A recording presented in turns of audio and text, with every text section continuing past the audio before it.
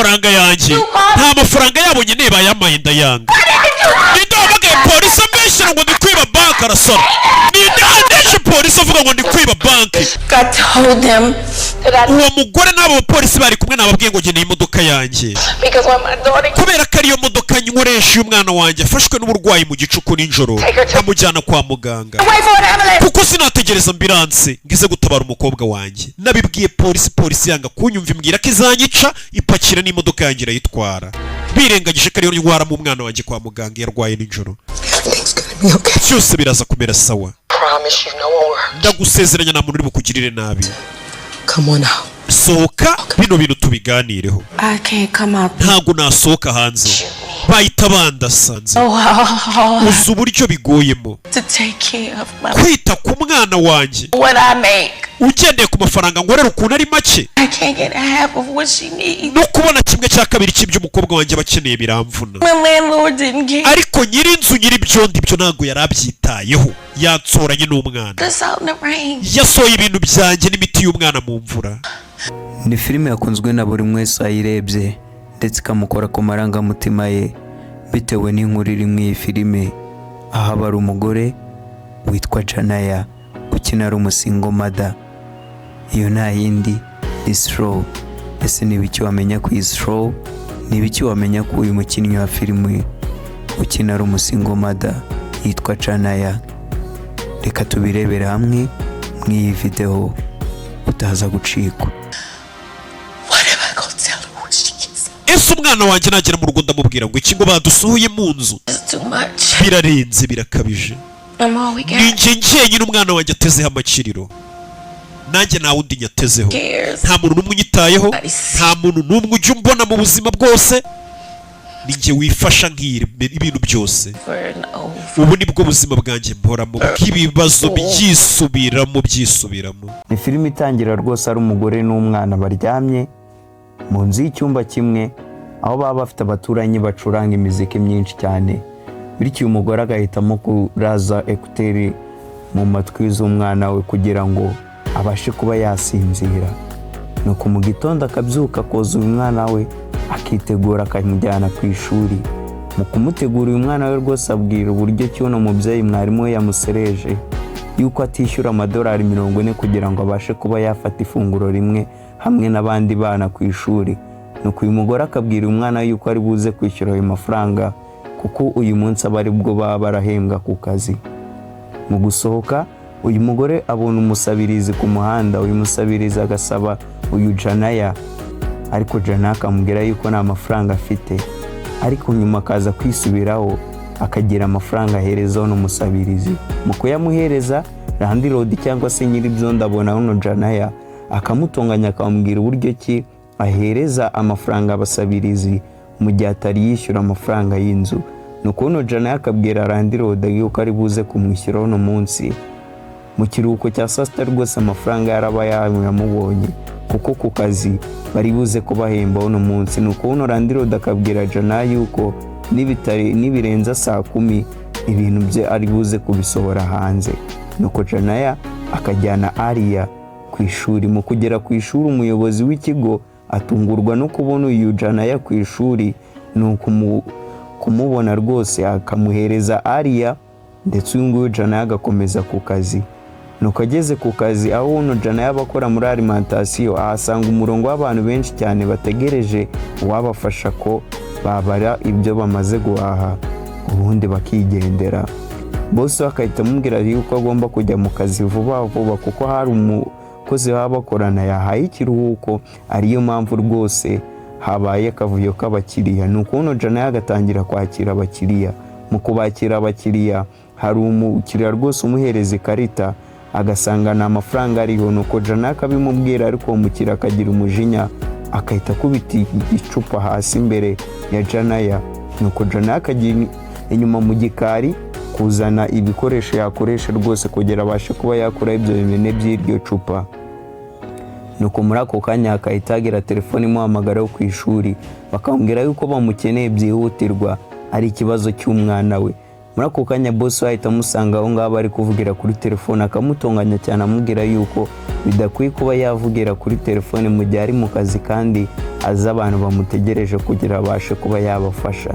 nuko Jana akabwira boss we yuko ari ku ishuri bamuhamagaye kandi ari ikibazo cyihutirwa kugira ngo umwana we rwose barebe uko baganira.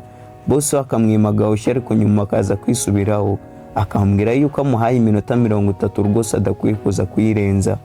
nuko Jana agasaba boss amafaranga kubera ko baba barahembwa no munsi. nuko boss we akambwira ati genda ndibuze kuguhemba rwose ugarutse. Jana ahita yatsa imodoka, mu kwatsa imodoka rwose akahita areba banki baba bateganye hamwe naho ku kazi akora, akabanza aca muri banki ariko akahasanga umurongo w'abantu benshi. nuko rwose akabwira manager wa banki, ni umugore witwa Nicole, yuko yamufasha. nuko Nicole akambwira ati nta kintu nagufasha usibye rwose gutegereza nawe ugatonda umurongo nk'abandi. ariko uyu nguyu Jana akabona ko umurongo ari muremure kandi boss we yamuhaye iminota 30 akahita asubira agakomeza ku ishuri. mu kugera ku ishuri ahasanga rwose abakozi bakora mu kigo cyashinzwe kureberera abana niba babayeho neza, bafashe umwana we bagiye kumutwara. nuko Jana akababaza impamvu bagiye kumutwara, bakamusubiza yuko rwose umwana we basanze afite ibikomere bigaragara ko uno Jana abakubita umwana we, kandi bakamwira yuko umwana we atarya ibiryo bihagije kubera ko abadasangira n'abandi bana ku ishuri. Jana akabwira bano bakozi bashinzwe uburenganzira bw'abana yuko rwose ibikomere umwana afite bitewe nuko aba yaguye muri dushe, bitewe nuko uno mwana waba arwara indwara y'igicuri atamukubita kandi agerageza kumugaburira neza uyu munsi, kandi ari buze kwishyura amafaranga amadolari 40 ku ishuri baba bamusaba kugira ngo uyu mwana waba yabasha gufata ifunguro hamwe n'abandi. ariko abo bakozi barabyanga, bagatwara uyu mwana we Aria bakamusigira nimero azabahamagaraho.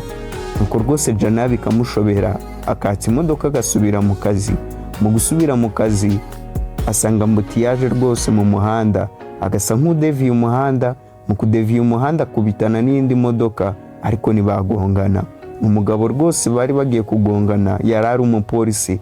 muri ako kanya akahita agira umujinya agakurikira Jana akamugonga. ni umugabo w'umupolisi ariko uba utari mu kazi kubera ko aba yambaye civile na uniform yambaye. nuko akava mu modoka amaze kugonga Jana akamubwira yuko azashaka impamvu ya nyayo yemewe n'amategeko akaba yamugonga. muri ako kanya ahita haza umupolisi w'umugore akabwira uyu mugabo yuko agomba kugenda, ibindi bisigaye akaba ari ubikurikirana. umupolisi w'umugore usigara akabaza Jana ibyangombwa bye ndetse na perime. mu gusanga ibyangombwa bya Jana by'imodoka ye byarengeje igihe, uyu mupolisi ahita abwira Jana yuko rwose imodoka ye bagomba kuyijyana. nuko Jana yakingingwa n'umupolisi ambwira yuko rwose yari yabuze amafaranga yo kwishyura ibindi byangombwa, ariko uyu munsi rwose ari buze kubyishyura. ariko uyu mupolisi akanga kubyumva akamusohora mu modoka bakayitwara. Jana yatangira kugenda n'amaguru. muri ako kanya n'imvura rwose biri kugwa, yagera mu kazi boss akamubwira yuko amwirukanye kubera ko yari yamuhaye iminota 30 none we agarutse nyuma y'amasaha 2. muri ako kanya Jana ahita abwira boss, niba unyirukanye rero memba amafaranga kuko ubundi aruramemba uno munsi mbe nakwigendera bashe kuba nakwishyurira umwana ndetse nishyure n'inzu.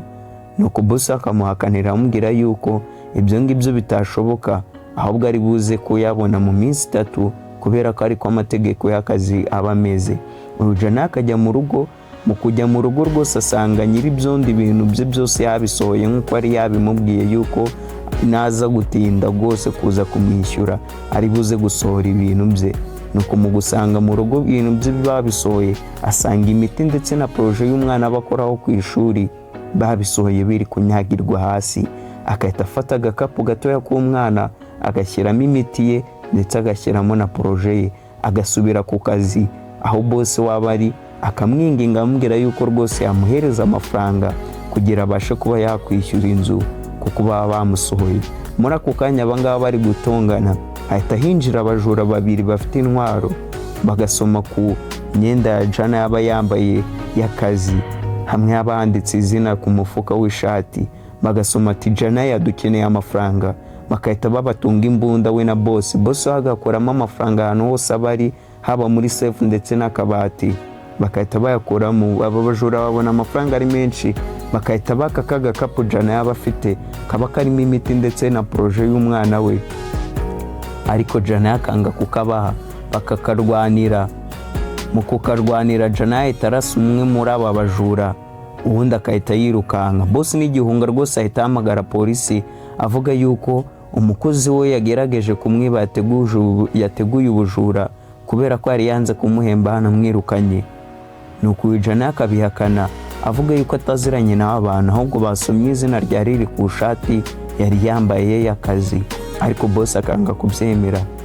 Jana akahita arasa boss we, akahita afata sheki biri aho ngaho, akareka amafaranga bari aho ngaho rwose ntagire n'inoti n'imwe atoraguramo nangwa se afata, ahubwo agafata sheki ye akajya muri ya banki rwose baba baturanye, akajya yo kwishyura kugira ngo ayibikuze. Mu kugera kuri banki umusekirite ahita amufungirana amubwira yuko isaha zageze, ariko manager wa banki akahita amubwira yuko agomba kureka umugore akinjira kuko baba baziranye kandi abasanzwe akoresha aho ngaho, no mu gitondo aba yahageze ashaka kubikuza akahasanga umurongo w'abantu benshi. Nuko Nicole abwira sekirite yuko agomba kureka rwose uyu mugore Jana akinjira. Mu kwinjira Jana yinjira afite imbunda ndetse n'igikapu hamwe na sheke, ariko rwose abangaba ntabwo baba babibonye kwa ko imbunda aba yayibitse ndetse afite n'igikapu na sheke mu ntoki. Mu guhereza umukozi rwose ukora kuri gishe kuri banki akamusaba irangamuntu, Jana amubwira yuko nta rangamuntu ye, irangamuntu ye yayitaye, ariko yamubikuriza kuko basanzwe baziranye kandi ari ahangaha bikuriza umunsi ku munsi buri gihe. Uyu mukozi akabyanga, Jana akahita akuramo ya mbunda akayimutunga, akamubwira yuko akeneye amafaranga cyane, atambwira yuko rwose atamubikuriza kubera irangamuntu kandi asanzwe ahakoresha. Nuko muri ako kanya rwose wa manager Nicole aho aba ari mu biro bye ahita abona uyu Jana yakuyemo imbunda, asa nk'aho ari gutera ubwoba rwose uyu mukozi wa banki, ahambwira yuko agomba kumubikuriza. Akahita ahamagara polisi avuga yuko kuri banki yabo hari ubujura buri kujya mbere. Muri ako kanya rwose polisi itangira kwimena aho ngaho, abari bari muri banki bagatangira kugira ubwoba, bamwe na bamwe bagasohoka. Uyu Jana bakamuhereza amafaranga menshi, ariko akayanga akakomeza kubabwira yuko rwose akeneye amadolari 500 kugira ngo rwose abe yabasha kujya kwishyura umwana we ku ishuri ndetse yishyure n'inzu, ariko abangaba bagatangira kugira ubwoba. Muri ako kanya ya proje y'umwana we bimeze nk'igisasu itangira kwaka. Abangaba rwose wa manager wa banki akabwira na polisi yuko uyu mugore uri kugerageza kwiba banki afite intwaro ndetse n'igisasu mu gikapu. Nuko rwose uyu nguyu umugore aba atazi biri kujya mbere. Wa mugore Nicole ahita atangira kuza akabwira abantu yuko uyu mugore yaje kwiba banki, bamwe na bamwe bakahita basohoka. Akahita abwira sekirite rwose icyo bakora. Nuko uyu musekirite akamubwira yuko bagomba gutuza bakareba uburyo ki baza gukemura kino kibazo. Mu bakira baba bari muri banki hari umusore rwose ugerageza kwaka Jana imbunda, nuko isasu rikahita ryirasa, akahita asohoka. Mu gusohoka agasobanurira rwose abapolisi ukuntu bigenze, nuko abapolisi bagakomeza kuvugana na wa manager. Ariko mu gusubira inyuma handi haba habereye ubwicanyi ndetse muri ya alimentation uyu Jana yabakoramo haba hageze abapolisi babiri, harimo umupolisi rwose w'umugore ndetse n'umugabo w'umugore witwa Detective Raymond, kuko baba batangiye gukora iperereza bashaka kumenya icyaba cyateye ubwo bwicanyi. Aho rwose bagenda babaza abantu benshi ko baba babonye amashusho kuri kamera uyu Jana yarasa abantu, babaza abantu niba koko uyu Jana yarasa abantu cyangwa se yategura ubujura, kuko uyu boss wa Jana mbere yuko amwica aba yahamagaye kuri polisi ari kuvuga yuko uyu Jana ariho wateguye ubujura. Ariko bakareba rwose amashusho uyu mupolisi Detective Raymond akaba yagira uyu mugore kubera yuko ababonye amashusho akabona yuko asa nk'umuntu utategura ubujura, bakajya ndetse n'aho atuye bagasanga nyirinzu yari yamenye ibintu bye rwose hanze. Muri ako kanya polisi nyinshi itatangira kwisuka, uyu Detective Raymond agatangira kuba yavugana n'uyu Jana amubaza ibiri kujya mbere. Uyu Jana akamubwira yuko yaje kubikuza amadolari 510, none kuri banki bakaba bari kumuha amadolari menshi cyane rwose, amafaranga arenze. akababaza impamvu. Nuko uyu nguyu Detective Raymond nakamubaza impamvu rwose yinjiye ahangaha afite igisasu ndetse n'imbundo. Janaya rwose bataye umutwe akamukupa kuko aba ari kumva ibintu byari kumbwira atari kubyumva. Nuko muri ako kanya muri banki umwe mu bakozi atangira gufata amashusho ayashyira rwose kuri Instagram live, ariko uyu Janaya atabizi. Uyu Detective Raymond agahamagara tena uyu Janaya amubwira yuko rwose bafite uburyo ki bakemura kino kibazo akaba yasohoka ndetse akarekura n'imfungwa ubundi ibintu bikaba byajya mu mucyo. Nuko uyu nguyu Janaya akagira ubwoba akamubwira yuko hanze hari umupolisi rwose wambwiye yuko namubona azamurasa kandi mu nzira zinyuze mu mucyo nangwa se byemewe n'amategeko. Ariyo mpamvu rwose Janaya ahakanira n'umupolisi akambwira yuko atari buze kumusohora, atari buze gusohoka kugeza igihe uyu mupolisi bari buze kumufata bakaba bamukura aho ngaho nibwo ari buze kuba yasohoka. Uyu mupolisi batangira kumushakisha babwiye uno Janaya rwose ko azamurasa. Nuko uyu mupolisi bakaza kumubona, nuko bakabwira Janaya yuko rwose bahamubonye. Mu kumubona ariko mu kuvugana uyu mugore rwose Janaya ari kunyura kuri ya live avuga uburyo cy'ubuzima buba bumugoye we n'umwana we, ukuntu baba bamufashe Landirode yamusohoye hanze, umwana ukuntu aba arwaye, uburyo ki kumwitaho biba bigoye. Abantu rwose bakabibona hanze bakamugirira impuhwe, bakaza kuri ya banki imwe biri kwibwa bagatangira kuvuga ati rwose murekure Janaya, murekure Janaya. Nuko Janaya rwose ahangaha bamaze kumwereka yuko babonye wa muntu akahita yemera kuba yasohoka, ariko mu gusohoka rwose abanza kuba yabyanga, aho yanga rwose kuba yasohoka. Nuko FBI muri ako kanya nayo iba yaje ikajya kwa mama wa Janaya. Mama wa Janaya akaba yakwibutsa uyu Janaya, akibuka yuko rwose umwana we, akamwibutsa ko umwana we yapfuye. Nuko muri ako kanya rwose filime ikahita itwereka yuko uyu mugore yari yataye umutwe, umwana we ntawe uhari. Mu gitondo aho yari yamujyanye muri dushe kwari ukwimajina, aho yagiye kumujyana ku ishuri kwari ukwimajina. Nariyo mpamvu rwose umukuru nangwa se directrice w'ishuri aba yamubonye agasa nk'umuntu wikanga, ndetse naho yari yabwiye bose yuko bamuhamagaye ku ishuri nabyo byari ukwimajina. N'amafaranga bari kuvuga $40 bagomba kujya kwishyura umwana we nabyo byari ukwimajina. Bataye umutwe, yananiwe rwose kwakira yuko umwana we Ariya aba yapfuye kuko aba ari umwana rwose wenyine aba afite kandi aba agoye kuba yamwitaho, kuba yamuhereza ibyo akeneye. Nuko rwose uyu mugore akahita asohoka muri banki, filime yacu ikarangira gutyo. Ese ni biki wamenya kuri uyu mukinnyi ukina ku iyi filime yitwa Janaya? Janaya amazina y'inyakuri yitwa Taraji P. Penda Jason, akaba yaravutse mu 1970 ahagana rwose mu kwezi kwa 11 hari tariki 9 mu mujyi wa Washington. Akaba afite rwose ababyeyi bafite inkomoko mu gihugu cya Kenya, anariyo mpamvu bamwise Taraji P. Penda Henson. Ni umugore watangiye gukina filime mu 1980 mu 1998, aho yakinnye filime ya mbere yitwa Streetway. Nyuma akaza gukomeza gukina filime yitwa Hustle and Flow, akagaragara muri filime zigiye zitandukanye zo twavuga Karate Kid, The Best Energy, Karapapo, ndetse na filime rwose yamuhinduriye amateka, akaba yamenyekana cyane ku rwego rwegeye hejuru. Iyo nayindi ni Empire, aho akina filime y'uruhererekane rwose yitwa Cookie Lion, aba ari umugore wa Lion afite abana babiri b'abahanzi. Ni filime yaje kumuhesha ibihembo bigiye bitandukanye, aho yamugize rwose umukinnyi wa filime w'umwaka kubera iyo filime akinamo, ndetse akaba yahabwa n'inyenyeri na Hollywood ahagana mu mwaka w'2019.